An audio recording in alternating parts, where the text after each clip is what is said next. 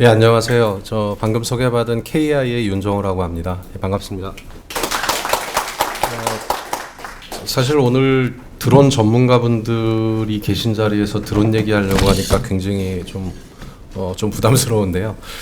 사실 저희가 뭐 새로운 드론 기술을 개발하거나 이런 것들은 아닙니다. 이미 나와 있는 기술을 어디에 적용할 건가. 그래서 저희가 이제 원래 이 연구 제목은 IoT 및 이동체 기반의 환경감시 기술 개발 연구입니다. 그래서 크게 IoT 파트하고 드론 파트가 있는데 저희가 환경 분야에서 드론을 어떻게 사용을 했는지 이 부분에 대해서 발표를 드리도록 하겠습니다. 발표 순서는 다음과 같고요. 사실 저희가 테스트베드로 운영하고 있는 대전 산업단지입니다. 사실 저희가 드론하고 IoT 센서를 대전 산업단지에 적용을 해가지고 저희가 테스트를 했는데 사실 일반 기업들 같은 경우는 이런 테스트베드를 얻기가 좀 어려울 겁니다. 저희가 금강청하고 환경부하고 대전광역시의 전폭적 지지를 받아서 이 산업단지 전체를 저희가 테스트베드로 활용을 했고요. 그래서 저희가 사실 이렇게 얘기를 해야겠구나. 이 연구를 하게 된 계기가 여러분들도 환경 감시나 단속이란 말씀을 들어보셨을 겁니다. 환경부가 하는 업무 중에 하나가 환경 감시 업무라는 것이 있는데 사실 감시 업무는 감시하고 단속이 목적이 아니라 지도 점검이 주목적입니다. 하지만 자료에서도 아시겠지만 한 사람이 1년에 6,000곳 이상의 공장을 관리해야 되는 현 상황에서 사실 제대로 된 지도 감독이라는 게 사실 어려운 부분들이 있고요.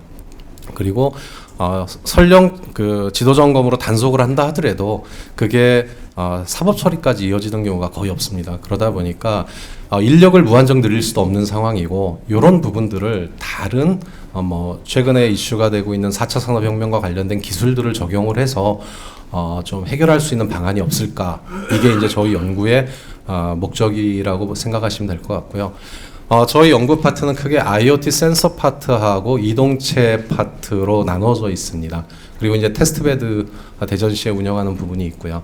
IoT 센서는 저희가 이제 총괄을 수행을 했고요. 센서 파트는 센서 전문 기업하고 저희가 같이 수행을 했고, 이동체 부분은 저희가 LX 공사하고 같이 수행을 했습니다. 왜 그러냐면은 저희가 연구는 잘해도 사실 이 큰 드론을 띄우는 데는 한계가 있고 또 산업단지 내에서 띄우는 문제들도 있고 그리고 또 드론에 대해서는 LX공사가 또 최고의 그 운용 경험을 가지고 있었기 때문에 저희가 이동체 파트 부분은 이제 LX하고 협업을 해서 진행을 했습니다. 지금 대전시 저희 테스트베드인데요. 대전 산업단지, 그 다음에 대덕 산업단지. 사실 테스트베드가 굉장히 넓습니다. 넓고, 거기에 지금 센서 파트 같은 경우는 총 30대 정도의 지상 센서를 저희가 설치를 해서 운영을 했고요. 그 다음에 이동체 파트 같은 경우도 이 대상 지역 외에 환경부가 이제 지도점검 단속 업무를 나가는 지역에 저희가 같이 동행을 해서 수행을 했습니다. 첫 번째 저희가 드론을 활용했던 부분은 아마 드론의 가장 기본적인 기능일 것 같습니다. 사진 찍는 거죠. 그래서 산업단지는 대부분 높은 플랜트 시설이니까 올라가지 않고 드론을 띄워서 사진을 찍는다든가 이런 부분들이 되겠고요. 그래서 죄송합니다. 그래서 저희가 지금 보면은 이제 부산, 그다음에 이건 저희 테스트베드, 그리고 여러 지역의 산업단지의 정사 영상을 만들었는데요. 이 정사 영상을 만든 목적은 하나입니다. 그냥 사진 찍어서 주기적으로 사진을 찍어서 변화 지역을 탐지하는 겁니다. 사실 공단 내 파이프를 한다든가 배출 처리 시설을 새로 만들게 되면 허가를 받아야 되는데 그런 허가를 받지 않고 사실은 많이 수행을 하고 있거든요.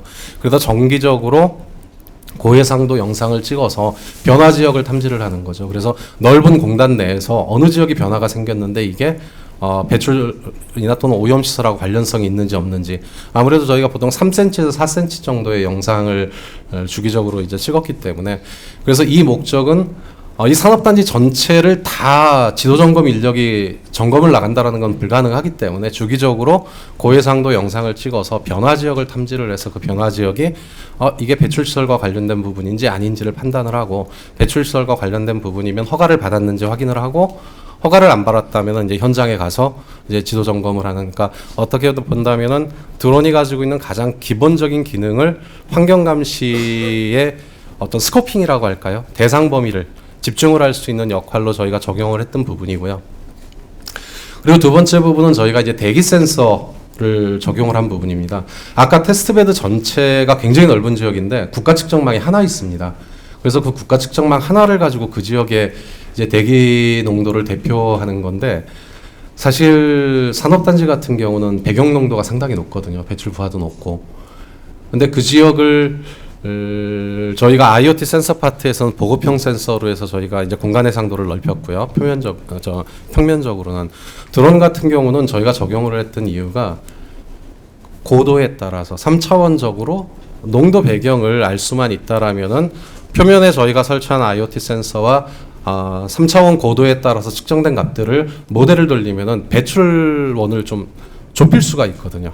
그래서 이제 그런 목적으로 저희가 운영을 했고요. 또 하나 굴뚝 같은 경우 그 앞에 가서 바로 포집을 해서 이 정밀 측정 장비에서 측정하는 그런 역할로 한번 드론이라는 걸 활용을 했습니다.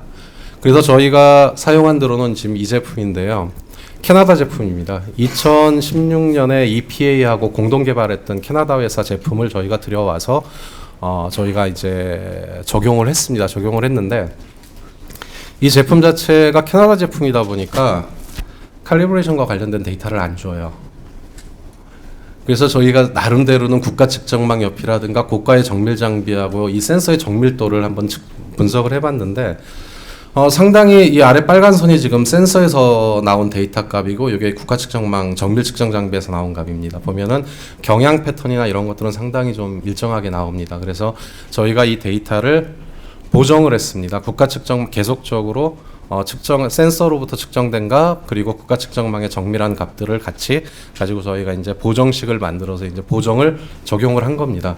그래서 LX에서는 드론을 운영을 해주시고 저희가 측정 값들을 가지고 분석을 해서 이제 보정식을 만들어내는 그런 과정을 거쳤고요. 저희가 사용한 드론입니다. DJI 드론을 기반으로 했고요. 바로 이게 그 캐나다 센트로이드사 제품이고요. 그래서 이제 이걸 가지고 저희가 측정을 쭉 했는데 사실 비행 방법에 따라서 정밀도가 굉장히 달라집니다. 이걸 얘를 가지고 무조건 띄운다고 날린다고 해서 정밀도가 맞지를 않더라고요. 그래서 저희가 다양한 형태의 비행 방법을 테스트를 했고 최적으로 저희가 선정한 방법은 일정 공간에서 3분에서 4분 정도 계속 측정을 하고 평균값을 사용하는 게 가장 어떤 경향성을 대표할 수 있다. 그래서 이제 이런 어떤 비행과 관련된 이제 분석을 쭉 진행을 했고요. 그래서 저희가 이제 산업단지 내에 이제 고도에 따른 값들을 공간적으로 이제 플로팅한 겁니다. 보시면은 특정 지점들이 배출을 하는 지역들입니다. 그래서 지상 센서값, 지상에서 측정된 센서값과 고도에 따른 이런 값들을 저희가 같이 분석을 해보니까 중점적으로 산업단지 내에 배출 기여가 높은 애들, 그러니까 이제 관리해야 될 애들을 저희가 분석해낼 수가 있었고요. 역시 마찬가지로 이건 역시 이런 값들을 좀 얻을 수가 있었고요. 그리고 이 부분은 이제 최초에 저희가 센트로이드에서 수입했었을 때 있었던 그 테들락배 그 포집 장비였는데 이 부분은 요 윗부분 센서 부분은 저희가 건드리지 못하더라도 포집 부분은 저희가 좀 손을 댈 수가 있어서 이 부분은 저희가 이제 규격에 맞는 테들락백 형태로 해서 저희가 적용을 했습니다. 적용을 했는데 한 3년 정도 하다 보니까 가장 큰 문제가 이게 외산 제품이다 보니까 그리고 굉장히 고가의 장비입니다. 고가의 장비고 사실 환경부 지도점검 인력이 이 장비를 날릴 수 있느냐도 또 퀘스천입니다. 사실 LX하고 저희가 같이 운영을 했는데 그리고 가장 중요한 게 이 센서 값에 대한 보정이나 이런 것들을 저희한테 주지를 않고 무조건 캐나다로 보내라. 그래서 얘는 1년에 한 번씩 캐나다 비행기 타고 왔다 갔다 해야 되는 이제 그런 상황인 거죠. 그래서 그럴 바엔 차라리 우리가 만들자 해가지고 왜 그러면 저희가 그 지상에 설치하는 보급형 센서를 저희가 이제 이력동하고 같이 만들었었기 때문에 그래서 저희가 소형 기체 인스파이어입니다. 인스파이어에 탑재할 수 있는 센서를 제작을 했습니다. 제작을 했는데 사실 요 함체 부분만 저희가 한 7, 8번 정도 계속 모델을 바꿨던 것 같아요. 설계를.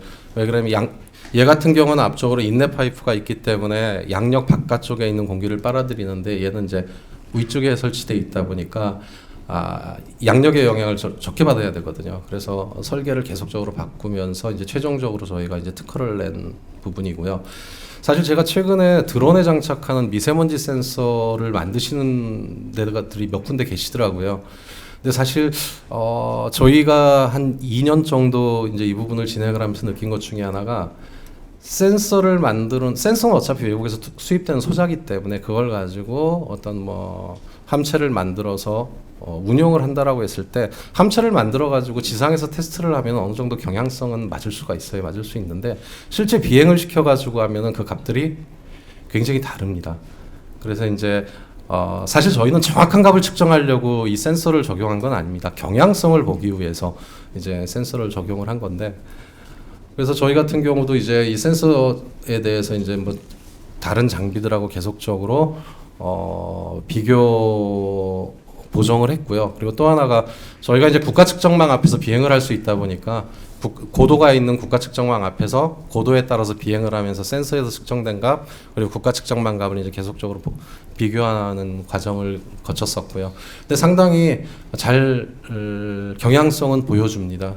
이건 지금 그 국가 측정망인데 60m에 설치되어 있는 국가 측정망입니다. 이 하나가 이제 그 지역 전체를 대표하는 측정값이라면은 이건 DR1000 캐나다 제품이고요. 이건 저희가 만든 제품인데 고도에 따라서 이제 측정값들이 다르게 나타나고, 그리고 이제 PM 2.5 같은 경우는 50m를 기준으로 증가하다가 이제 50m를 기준으로 좀 급격하게 증가하는 경향이 있습니다. 그런데 그런 경향성이나 이런 부분들은 상당히 좀 맞고요. 사실 저희가 드론 소형 센서를 띄울 때도 지상에서 한번 비행 전에 교정을 하고 그리고 띄운 다음에 내려와서 다시 한 번 더 교정을 합니다. 그래서 저희가 가지고 있는 이제 알고리즘에 적용을 해서 이제 그 어떤 경향성을 이제 뽑아내는 용도로 사용을 하고 있습니다. 그리고 열화상 같은 경우는 뭐 가장 많이 드론에 쓰는 건데요. 사실 저희가 이 열화상을 적용한 건 딱 하나입니다. 무허가 공장 찾으려고 적용한 겁니다. 앞에 저희가 테스트베드로 쓰는 곳은 사실 국가산업단지라 굉장히 뭐라고 할까요? 관리가 그래도 잘 되는 편입니다. 잘 되는 편인데 가장 오염 문제가 심각한 거는 무허가 공장들이거든요. 산단 주변에 있는 이제 부품을 공급하는. 그래서 그 무허가 공장이 항공 사진이나 드론 영상으로 보면은 일반 집하고 구분이 안 돼요. 그래서 그거를 열화상을 이용해서 한번 적용할 수 있지 않겠냐. 그래서 사실 저희가 김포 무허가 산업단지 작년인가에 한번 대대적으로 환경 단속했다라고 했었을 때 이제 저희가 같이 나가서 했었었는데, 무허가 공장 같은 경우는 열이 높이 나와요. 배출구나 이런 데에서 아무래도 시설을 돌리기 때문에. 그리고 이제 산업단지 전체에 대해서 저희가 이제 열 패턴 지도를 만들었는데, 이 부분도 주기적으로 저희가 열화상을 찍어서 앞에서 말씀드린 고해상도 이미지하고 같이 중첩했었습니다. 그럼 이게 파이프 같은 경우는 열이 흐르는지 안 흐르는지 같은 것들을 저희가 이제 확인을 할 수가 있었고요. 그래서 처음에는 무허가 공장 단속용으로 열화상을 도입을 해서 저희가 활용을 해봤는데, 그 무허가 공장 단속 외에도 이 산업단지 내에 안전관리 쪽에서 굉장히 활용도가 높은 걸로 좀 나왔습니다. 그래서 저희 테스트베드가 아닌 오창에 있는 엘땡 공장인데요. 굉장히 큰 규모 공장인데 저희 R&D와 관련된 기술을 전부 이쪽에서 좀 이관을 해갔습니다. 주 목적 중에 하나가 이쪽은 환경관리가 아니라 시설물에 대한 안전관리 차원에서 주기적으로 지금 드론을 찍고 있습니다. 찍는 이유 중에 하나가 이제 이쪽은 뭐 비파괴 검사나 이런 것들을 하는데 주기적으로 그 열 패턴이 변화하면 뭔가 그 탱크나 저장시설에 문제가 있는 걸로 해석이 될 수 있다고 하더라고요. 그래서 그쪽 이 공장 같은 경우는 이제 안전 쪽에서 지금 쓰고 있고요. 그리고 폐기물 최적 산정 같은 경우는 뭐 많은 논문들도 있는 부분이고요. 사실 이 부분을 하게 된 거는 다른 게 아니라 4대강 사업에 쌓여 있는 토사량이 얼마인지 좀 구할 수 있도록 해달라. 그거를 뭐 측량을 하려고 했더니 비용이 많이 들고 뭐 시간도 오래 걸리고 그러니까 혹시 드론 가지고 할 수 있겠냐. 그래서 이제 저희가 수행을 했던 부분이고요. 이 부분과 관련해서는 뭐 논문이라든가 이런 것들이 워낙 많았기 때문에 저희가 그거를 적용을 해서 한번 해본 예가 되겠습니다. 그래서 뭐 공주 쪽, 그 다음에 이거는 저 여주시 쪽에 있는 이제 4대강 그 토사 적치량들을 저희가 쭉 뽑아보고 그 다음에 라이다 측량도 해보고 일반 측량도 같이 해가지고 비교를 했는데 상당히 그 활용도가 있다. 그리고 저희가 이 여주 같은 경우는 처리하는데 한 8시간, 9시간 정도 걸리더라고요. 그래서 이 부분을 환경부 쪽에서는 이제 어떤 홍수에 재난이 발생했을 때 폐기물들 있지 않습니까? 이제 그쪽에 실시간적으로 그 폐기물을 이제 어딘가 이제 임시 적환을 해야 되는데 그 적환장을 파악할 수 있는 용도로 좀 활용할 수 있도록 앞으로 좀 진행을 해달라고 해서 그쪽 부분을 계속적으로 진행을 하고 있습니다. 사실 저희가 이제 환경 감시 업무라는 곳에 드론의 뭐 고해상도 영상, 열화상, 그다음에 대기 센서, 그리고 뭐 최적과 관련된 부분들을 이제 적용을 해서 이제 행정 그 정책의 이제 그 과정에 이제 이 부분을 제안을 드렸었는데 상당히 긍정적이었어요. 그래서 이번에 추경에 사실은 환경부에서 이 대기 센서하고 대기 포집 같은 경우는 추경 예산에 반영이 됐었었는데 아마 언론에도 보셨던 분도 계실 텐데 얼마 전에 모 의원께서 뭐 빅브라더하고 뭐 감시한다고 하면서 이제 그 예산이 통째로 사실은 날아가 버렸습니다. 날아가 버렸는데 사실 저희가 처음에 저희는 그 드론이라는 걸 연구하겠다라고 해서 들어갔던 게 아니고 환경 감시 업무 전체의 이 부분의 문제점을 해결하기 위한 방안으로서 이제 드론이라는 기술을 적용을 했었는데요. 사실 저희 같은 경우는 상당히 효과가 높다라는 게 뭐 저희 자체 판단이기도 하고 또 환경부 쪽의 판단이시기도 하고요. 그리고 또 하나 이제 저희가 생각하지 못했던 다른 분야 쪽에서도 적용이 상당히 높은 걸로 저희가 이제 파악을 했습니다. 그래서 뭐 제 발표는 여기까지 마치는 걸로 하도록 하겠습니다. 예, 감사합니다.